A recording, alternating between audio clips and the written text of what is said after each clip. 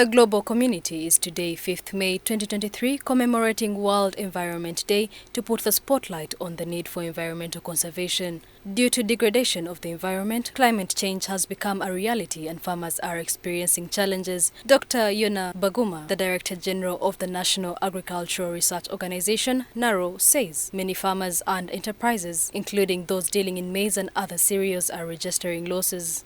Farmers are experiencing very wide variation in a drought, very wide variation in temperature, very wide variation in rainfall, and even very wide variation in humidity.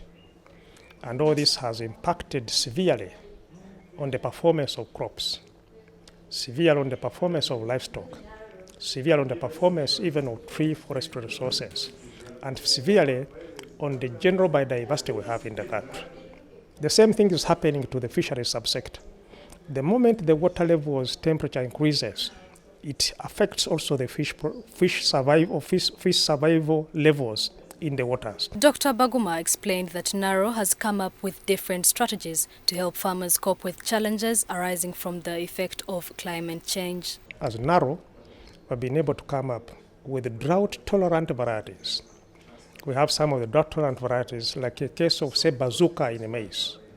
This variety, when you roll it out and grow it in farms, and it receives just minimal rainfall, it is able to give a reasonable yield compared to so many other varieties. We have been able to come up with other varieties like those of sorghum, which are drought-tolerant.